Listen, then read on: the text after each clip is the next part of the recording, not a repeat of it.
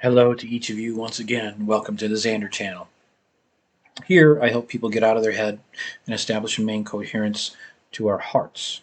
Even if you're a man, everything vibrates, everything has a frequency. The universe, the earth, you, your words, your feelings, such as hatred and love, disease, such as cancer, and even money, has a vibration. And you can change your vibration with thoughts and feelings to match those listed above. This is my path to happiness, joy, and love. I invite you to subscribe and join me in this journey towards peace, joy, and happiness.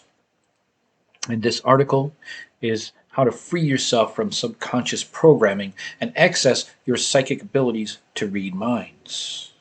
Now, understand that Facebook has censored this article as saying it's unsafe. So this is not the first time Facebook has banned such content from Facebook, right? Usually because information is not something that they want to be in the public. So if you want to share this video, please do. It's a compilation of a couple of articles related to training our innate psychic abilities to read minds. But much more than that, just simply a simple parlor trick can be done when we begin to gain mastery of the metaphysical realms. So we think it's a big deal now, but once we actually get into the actual metaphysics of it, it's just a simple parlor trick that everybody can do. And besides, only people that are hiding something have a problem with you reading their mind. In the Hermetic philosophies, the principle of mentalism states that all things are mental. All causes have their origin in the mind. Everything we do, perceive, and experience passes through the mind as a type of conscious gateway. What this means is that developing the ability to read body language is one way to get a glimpse into the mind, including our own. Studying body language is an excellent way to comprehend a person's statements, how they present themselves, who they really are at any given moment. You have to understand that when you're talking about communication, not language, but communication, somewhere around, it depends on who you talk to, between 80% to, I think it's 75 to 85 or even 90% of communication is through body language. And only 5% is in the words. The rest is in tonalities, right? I love you. Love you. For example, if someone consciously thinks of themselves as a beautiful and attractive, yet when receiving a compliment they become physically uncomfortable, this reaction indicates that some part of them is not in self-acceptance. There's a program of self-loathing or self-esteem issues working under their surface. The physical body makes close contact to the emotional register of our beingness.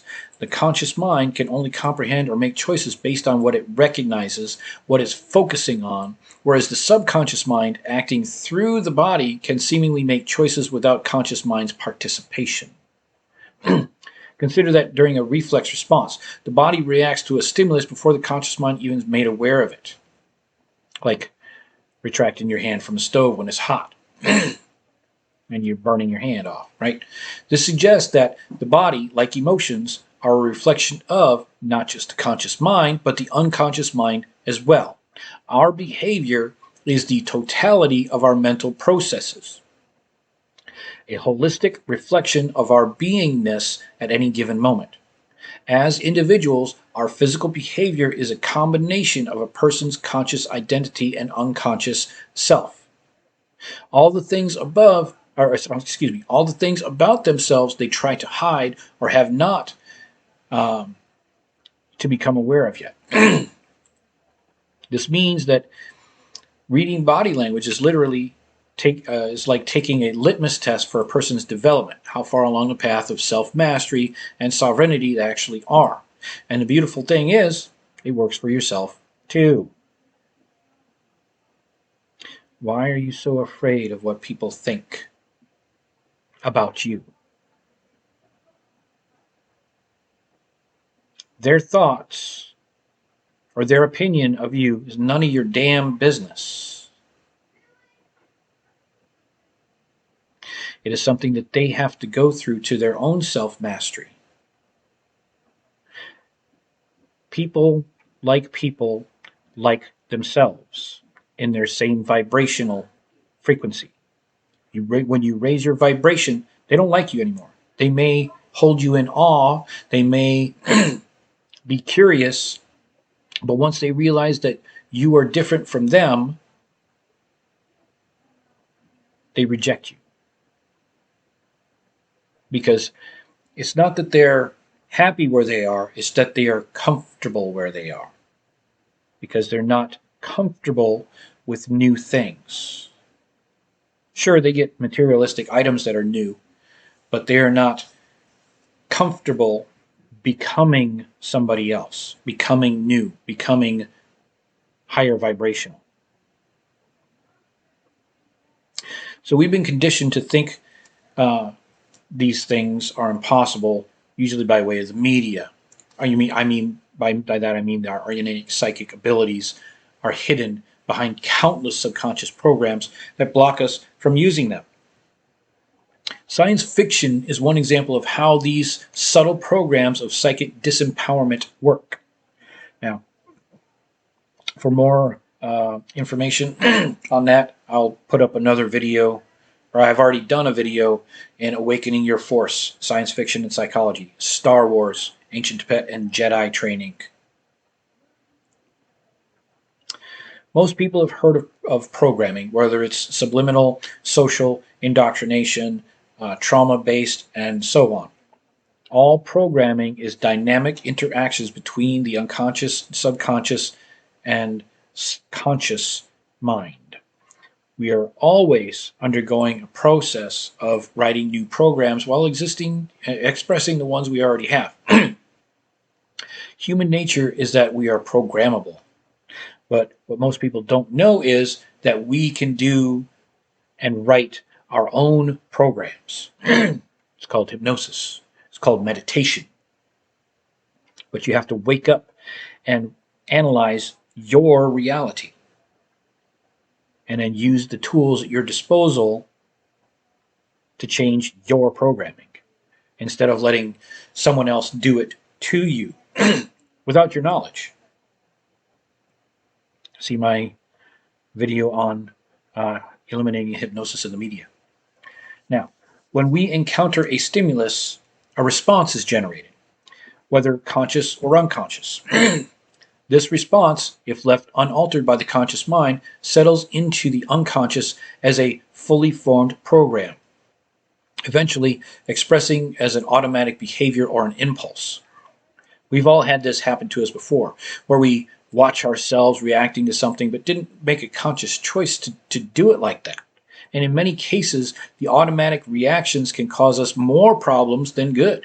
So getting to know what our programs are is essential to gaining control of one's life. For example, the first time we eat a strong tasting vegetable, such as broccoli, we may react with disgust because of the unfamiliar sensations. Initial reaction, left unchecked by the conscious mind, sinks below the surface into the unconsciousness. Right? There, it waits until we encounter something in experience that triggers the program, like the smell of broccoli cooking, which then causes us to experience disgust once again. This program is a thought form made up of sensations of experience, or raw sensory data,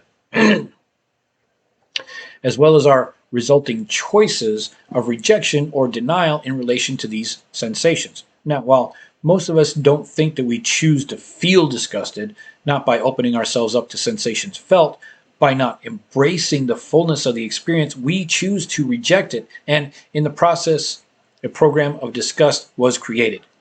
So in the process of our rejection, our program was actually created. The conscious mind is a tool used to rewrite pre-existing programs. Matter of fact, anything that we try to ignore or avoid with our own data stream or experience is reacted to unconsciously instead of consciously, which then settles into the mind as a fully formed program. What we refuse to be, what we refuse to be conscious of manipulates us through the subconscious. The whole advertising industry is founded on this principle of subliminal conditioning or reaction generating as a result of bypassing the conscious mind. Even though we may not be aware of it, we are constantly judging everything in our experience. Judgment is the act of choosing how we feel about something or what we think something is. If we see something that looks like a banana, our automatic reaction or judgment recorded in the mind will be that, well, it's a banana. But what if we misjudge something? What if our reaction really isn't the best? What if we don't re-examine the response that becomes an automatic impulse or reaction or a program? And we've all heard how judging is not something we should do, but I think what it is, the wisdom is really saying that it's not having the respect for our judgment can make us victims of that judgment. Many times, problems encountered in life are a result of impulse reactions. They come directly from our programming. Freeing ourselves from these programs is the beginning of your awakening process. It is our programming that has the biggest influence in our behavior, our beliefs, and worldviews. Most people do not exercise their conscious mind or discernment to reappraise or rejudge something again to respect it enough to do so. The word respect comes from the Latin respectus, or the prefix re, meaning again, and spectere, meaning to look at. And the word literally means to look again. So to have self-respect means to look at yourself again, to re-examine what we've created with our choices so as to separate the good from the bad and the true from the false and the disempowering from the empowering. Which do you want to do? What do you want to be? Re-examine yourself. Are you happy in that job? Do you have a job? Are you on a welfare system called the U.S. government or husband or wife? Because if you're not working and you're not earning for yourself, you are on some sort of welfare system.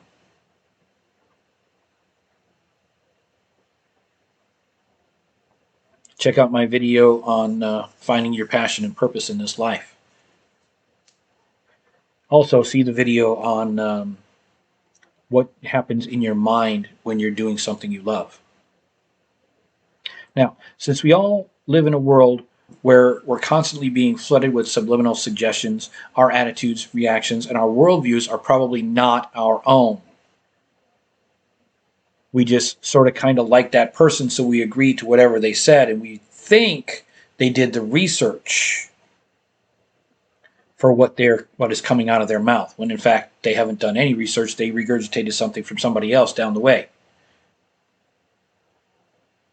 By the time we've reached 5 to 7 years old, our perceptions on life have been almost fully formed. And these will continue to alter our perceptions unless we respect them, unless we consciously reprogram ourselves using the conscious mind. Now, the following provides supportive information for the self-respect process for reprogramming the mind. By becoming aware of the behavior of others, recognizing their unconscious bodily expressions, called micro-gestures, we can familiarize ourselves with the unseen world of the unconscious mind. Then, once we develop the eyes to see the programming, we can turn our gaze inward to discover what kinds of programming we've taken on over the course of our lives. Money doesn't grow on trees, but it's made of paper, which is a tree.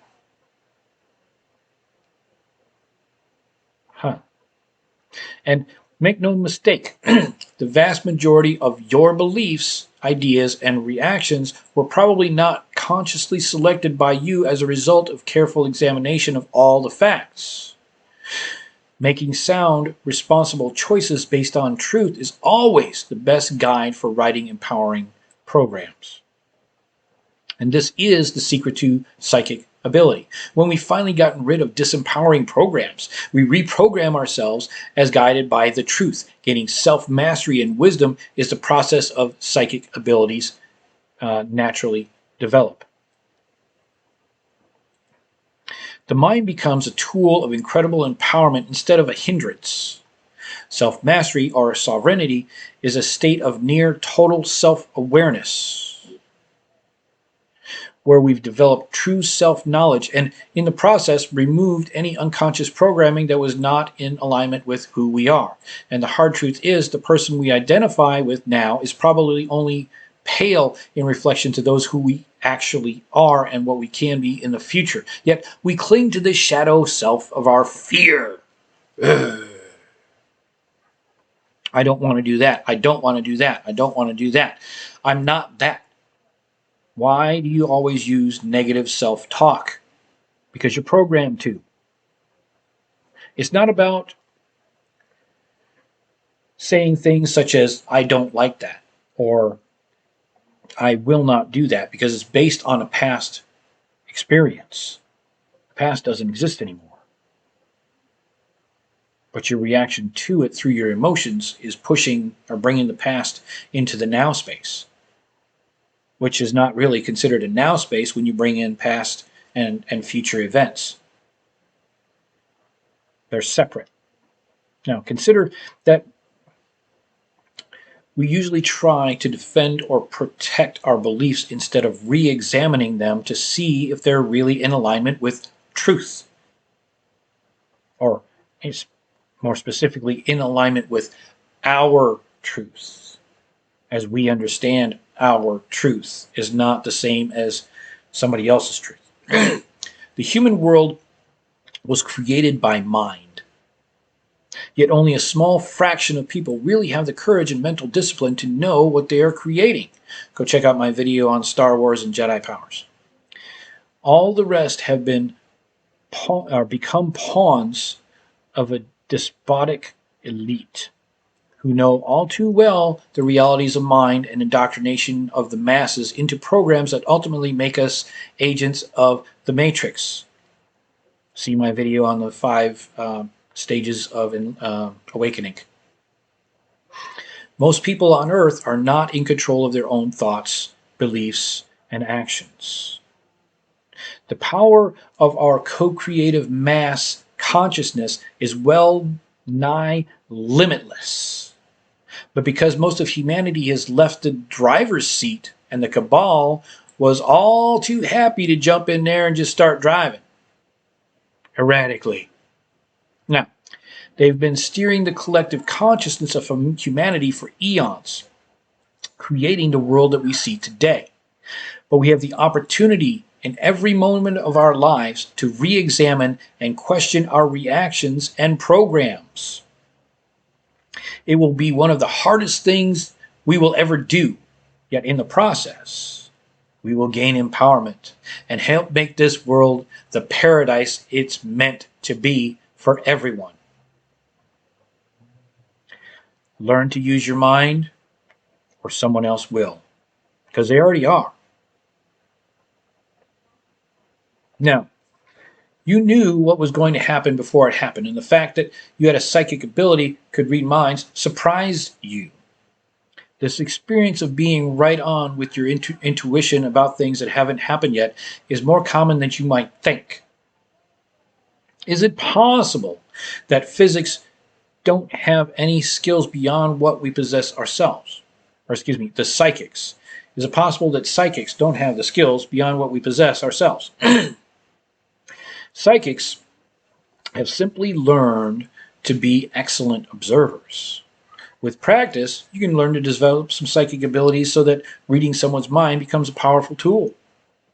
Predicting someone's thoughts is easier the more that you know about reading people, and learning to detect the small observable things that people do in their bodies and words when speaking to you. You can pick up on what is not being said. but being expressed through body language. As I mentioned earlier, it's 75 to 85% of all communication,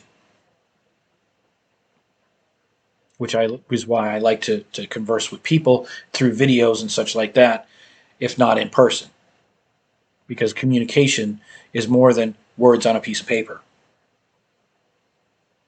Say no to texting. Now, if you could read minds, it would make your life much easier. So let's explore how to access your psychic ability to read someone else's mind. Let's start with a few suggestions. Hands and fists on the hips. Furrowed brow. Slightly downturned mouth. Pretty universally understood as angry body language. If we were trying to read this person's mind, their thoughts would be something like, I can't believe you did that. I'm so frustrated with you. Or explicative. Somewhere around your area. Now, shall we try another one? If a person is resting their chin in the palm of their hand, has slightly pursed lips, and their eyebrows are raised slightly while they're looking up at you, what do you guess their thought would be? This is a typical bored posture. So their thoughts might be, I don't want to be here. I wish I was somewhere else doing what I want to do. Why do you keep talking? Now, an easy trick for determining what someone's facial expression means is to mimic their face yourself. One facial muscle repeats what theirs are doing. You can sense the emotion that they are feeling because you know what corresponding emotion goes with that set of facial movements. Your physicality equals your emotion. So if you mimic the other person, one, they think that you understand them better. Two, you actually do understand them better because you're feeling what they're feeling based on the body posture and movements. For example, if someone is raising their eyebrows near the bridge of their nose and opening their mouth slightly, they're probably trying to plead with you for something that they want. Withholding the truth can be seen in people's facial expressions. One study found that when people are withholding their emotions, they tend to blink faster. The study also found that people who are hiding something have facial expressions that are inconsistent with their emotions. For example, smiling when they're actually angry. So ask yourself, what are they telling me? What are they saying? And what are they communicating to me? The things that a person says are almost as important as what is left unsaid. Leaving things unspoken could mean that the person is trying to keep their opinion or their options open or attempting to deceive you by failing to be specific. They could also be trying to be diplomatic by only telling you what you want to hear. Right? So when you come in and you say something to your child or somebody that's on the computer, is like, well, what are you looking at? And they quickly do some keystrokes and such like that, and they do a non-specific, just looking at some stuff. It's very vague. So they're not specific. Why the hell are they lying to you? Does it matter? The point is that they're lying to you. Or is it, well, I'm just checking my Facebook, I'm reading this article on this and looking at this cat doing this thing, and it's pretty funny. Well, that's specific. Why would you lie about that? Because they're trying to be diplomatic, and that person is looking at something that they don't believe that you would like. So lie spotting author Pamela Mayer says that people will gloss over details when they're lying. For example, they'll ask you what you're looking at on the computer and say, just some stuff that somebody posted. They're probably hiding something from you. Yeah, just like I said.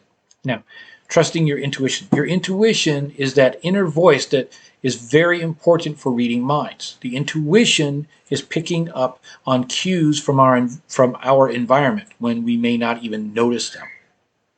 It's also picking up on Schumann resonance signals communicating body language and other things. Check out my video, Schumann Resonance 101, 201. 2.5 hours, by the way. Be prepared. It uses all of this information that is gathered. It has gathered to come to a conclusion. Intuition is particularly important for making trust decisions. When your safety is on the line, your intuition will tell you whether a person can be relied upon to keep you from harm. Reading someone's mind when it comes to protecting yourself is an important use of your psychic abilities. So you ask yourself, what you hope what you hope you will read in other person's thoughts.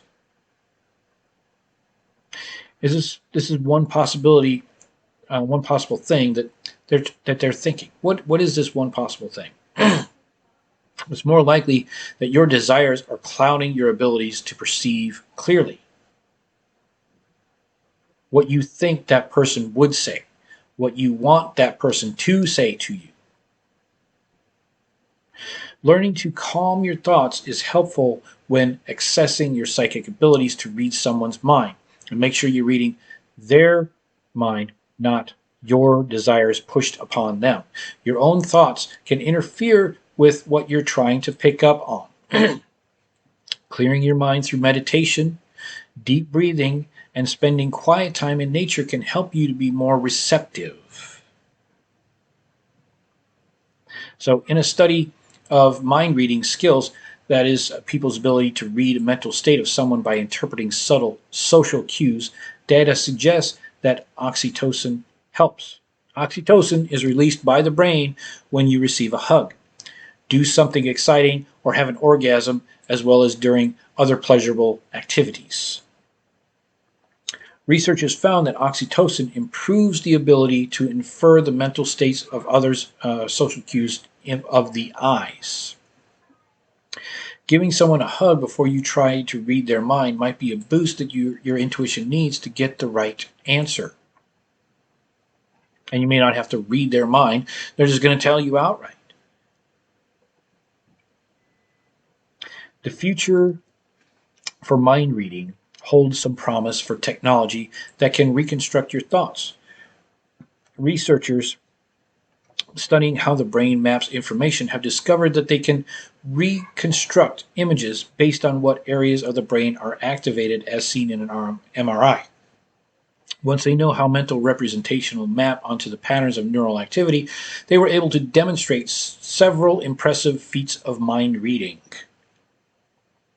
For other brain chemicals, check out my other video on brain chemicals about hypnosis and how the chemicals are released and how they interact with the body. So, smash that like button and subscribe below if you learned something, agreed, or found this interesting. Comment below to ask an educated question that you would like the answer to. And if you love this sexy fish, hit the notification bell for my next postings. A couple other things for you to ponder upon. The future of medicine will be the medicine of frequencies. Dr. Albert Einstein. No disease, including cancer, can exist in an alkaline environment. Dr. Otto Warburg, 1931 Nobel Prize winner for cancer discovery. And why are you taking medical and health advice from people who have a vested monetary interest when you're diseased? I love you all. Thanks for staying till the end. And hey, subscribe, and I will see you on the next video.